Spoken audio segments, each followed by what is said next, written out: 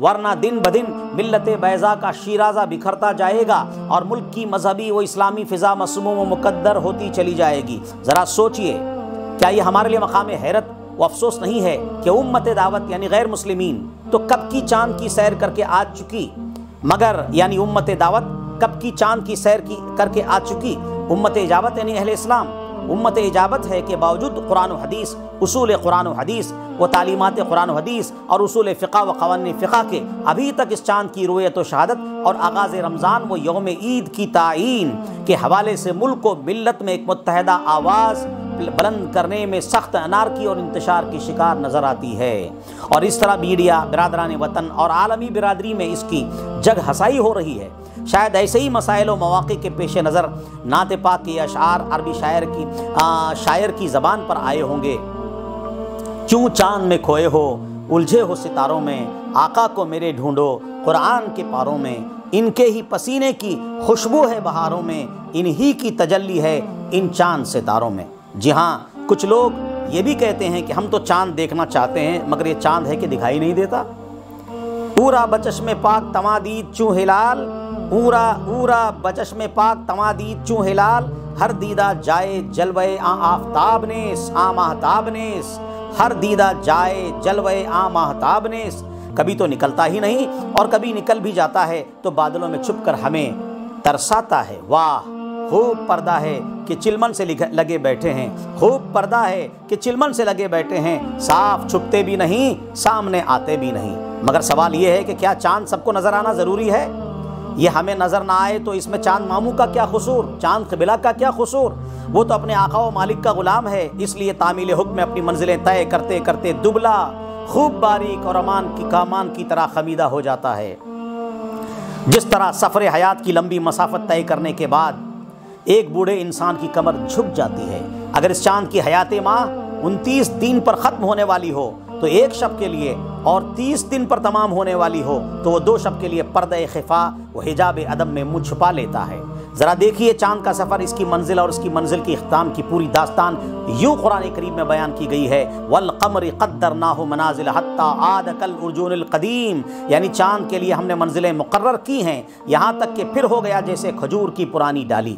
اب یہ چاند ہمیں نظر آئے تو ہمیں خوش ہونا چاہیے، اور اگر ہمیں نظر نہ آئے تو بھی ہمیں خوش ہونا چاہیے، کیونکہ یہ نکلتا ہے تو اس کی کہیں نہ کہیں رویت ہو ہی جاتی ہے اور اس کو کوئی نہ کوئی آنکھ دیکھ ہی لیتی ہے۔ اب جس نے دیکھ لیا اس کی تو رویت و زیارت ہوئی، اور جس نے اسے نہیں دیکھا وہ دوسروں کی رویت سے شہادت لے اور اس پر یقین کر کے آگے بڑھے۔ یہی طریقہ احسن و محمود اور یہی راستہ معتدل و محفوظ ہے۔ لگتا ہے کہ ہمارے نبی معلم اخلاق صلی اللہ تعالیٰ علیہ وسلم کو پہلے ہی سے معلوم تھا کہ لوگ اس چاند کو خیر و شر اور اتحاد و اختلاف کا باعث بنائیں گے، اسی لیے شاید ہمیں درمیانی تاریخوں میں چاند نظر آنے پر یہ دعا سکھائی، اعوذ باللہ من شر ھذا الغاسق، میں اللہ کی پناہ چاہتا ہوں اندھیرے میں چھپ جانے والے اس چاند کے شر سے، واللہ عالم بالصواب۔ ہاں، اب اگر یہ چاند ہی نہ نکلے تو پھر اس کے دکھنے کا سوال کہاں پیدا ہوتا ہے؟ یعنی اب تو اس کی زیارت ہو ہی نہیں سکتی، مگر افسوس کہ کچھ لوگ اسے زبردستی دیکھ لیتے ہیں اور زبردستی لوگوں کو دکھا بھی دیتے ہیں۔ جس نے دیکھ لیا اس کی تو رویت و زیارت ہوئی، اور جس نے اسے نہیں دیکھا وہ دوسروں کی رویت سے شہادت لے کر آگے بڑھے۔ ہاں، اب اگر یہ چاند ہی نہ نکلے تو پھر اس کے دکھنے کا سوال ہی کہاں پیدا ہوتا ہے؟ یعنی اب تو اس کی زیارت ہو ہی نہیں سکتی، مگر افسوس کہ کچھ لوگ اسے زبردستی دیکھ لیتے ہیں اور زبردستی لوگوں کو دکھا بھی دیتے ہیں، جس طرح اس کے دکھنے کے باوجود کچھ لوگ اس کی رویت کا انکار کرتے رہتے ہیں۔ آنکھوں میں غضب، ہونٹوں پہ ہنسی، اقرار بھی ہے اور انکار بھی ہے۔ کہتے ہیں کہ 2 دیوانے رات کے وقت کسی بستی سے گزر رہے تھے اور آسمان پر 14ویں کا چاند جگمگا رہا تھا۔ ایک نے کہا، ارے یہ دیکھو سورج کتنا روشن ہے اور کیسا جگمگا رہا ہے۔ دوسرے نے کہا، ابے پاگل، یہ سورج نہیں یہ چاند ہے، کیا تجھے چاند اور سورج میں فرق بھی نہیں معلوم ہوتا؟ اب دونوں کی تو میں بات بہت آگے بڑھ گئی۔ دونوں نے سوچا کہ چلو لڑنے سے بہتر ہے کہ ہم کسی ایسے کے پاس چلیں جو ہم سے زیادہ دانا و بینا ہو، وہ ہمارا فیصلہ کر دے اور اس طرح ہمارا اختلاف ختم ہو۔ وہ اسی حال میں تھے کہ راستے میں انہیں ایک شخص نظر آیا جو دیکھنے میں بڑا عقل مند معلوم ہوتا تھا۔ انہوں نے کہا، کیوں نہ ہم اسی سے پوچھ لیں کہ آخر یہ کیا ہے، واقعی چاند ہے یا کہ سورج؟ اس شخص نے کہا، بھائیو میں اس شہر کا باشندہ نہیں ہوں، کسی اور سے پوچھ لو۔ خیر، یہ تو لطیفہ تھا، مگر اس خبیر و لطیف کی پر لطف بات یہ ہے کہ یہ چاند اور یہ سورج اس کی طرف سے ایک مقررہ نظام کے تحت اپنے اپنے کام پر لگے ہوئے ہیں۔ دنیا ادھر کی ادھر کیوں نہ ہو جائے اور ہم لاکھ عقل و سیاست کی فضاؤں میں قلع بازیاں کیوں نہ کھائیں، وہ اپنے طے شدہ وقت پر ہی اپنا جلوہ دکھائیں گے اور پھر اپنے متعینہ وقت ہی پر افق آسمان کی چلمن میں چھپ جائیں گے۔ وہ امر الہی کل یجری لاجل مسمی کے پابند ہیں۔ وہ ہماری طرح پالیٹکس نہیں کرتے اور نہ ہی اپنی روش بدل کر کمپرومائز کرتے ہیں۔ وہ الشمس والقمر بحسبان کی خدائی ڈور سے بندھے ہوئے ہیں اور ان کے غروب و طلوع کے پہیے یکے بعد دیگر آسمانی نظام قدرت ڈیوائن سسٹم والشمس وضحاہا والقمر اذا تلاہا، سورج اور اس کی روشنی کی قسم اور چاند کی جب اس کے پیچھے آئے یعنی غروب آفتاب کے بعد طلوع کرے کے ساتھ ساتھ چلتے رہتے ہیں۔ ان کے مقرر نظام میں تو گڑبڑی صرف قیامت ہی کے وقت ہوگی۔ اس وقت کیا ہوگا؟ قرآن کی پیشن گوئی سن لیجئے۔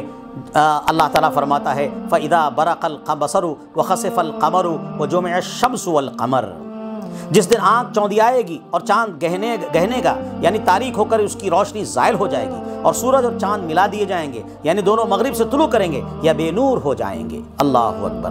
اب جنہیں 29 شعبان کو چاند نظر آیا وہ نماز تراویح کا اہتمام کریں، سحری کی تیاری کریں اور دوسرے روز روزہ رکھیں، اور جنہیں نظر نہ آیا اور نہ ہی شرعی شہادت ملی تو وہ 30 کی گنتی پوری کریں، مگر عدم رویت کی صورت میں شہادت سے فائدہ نہ اٹھایا گیا اور بعد میں پھر 29 ہی کو عید کا چاند ہوا تو ظاہر ہے کہ 30 کی گنتی پورے کرنے والوں کے صرف 28 روزے ہوئے، ان کو ایک روزہ قضا کرنا پڑے گا اور عوام میں بھی خفت اٹھانی پڑے گی۔ یا 30 کو عید کا چاند ہوا اور سب نے چاند دیکھ لیا، یا عدم رویت کی صورت میں عید کے چاند کی شرعی شہادت ہو گئی تو پھر بھی انہیں ایک روزہ قضا کرنا پڑے گا اور لوگوں کو اس کی قضا کرنے کا حکم دینا ہوگا، کیونکہ اس صورت میں اب ان کے صرف 29 روزے ہوئے ہیں جبکہ مہینہ 30 دن کا ہوا ہے۔ ایسی صورتحال میں بھی انہیں عوام میں خفت و ندامت اٹھانی پڑ سکتی ہے۔ عذر شرع ہمارا مہینہ صرف 29 دن کا ہوا کہہ کر وہ اتنی آسانی سے اپنا دامن نہیں بچا پائیں گے اور پھر آئندہ چل کر یہ مسئلہ ان میں بڑے انتشار و اختلاف کا سبب بھی بن سکتا ہے۔ خیر، جو بھی شرعی و فقہی صورت نکل آئے، ارباب علم و معرفت ہم سے زیادہ آگاہ و باخبر ہیں۔ امید کے صاحبان فکر و نظر، فقہائے کرام، مفتیان اعظام امت کو درپیش ان امور و مسائل اور ان خطرات و خدشات میں عوام و خواص کی عند الشرع صحیح اور عند الناس معقول و لائق عمل رہنمائی فرمائیں گے۔ فاعتبروا یا اولی الابصار، یعنی اے اہل علم و بصیرت اور اے اہل دین و دیانت، آپ کے لیے تمام کے لیے یہ مقام غور و فکر ہے۔ نوٹ یاد رکھیے، اسلامی کیلنڈر میں مہینہ 29 یا 30 دن کا ہوتا ہے، ہرگز کوئی مہینہ 28 یا 31 دن کا نہیں ہوتا۔ چلو آؤ وفا کی ایک نئی تجدید کرتے ہیں، چلو آؤ وفا کی ایک نئی تجدید کرتے ہیں، تم آج چاند بن جاؤ، ہم کل ہی عید کرتے ہیں۔ شکریہ، جزاک اللہ۔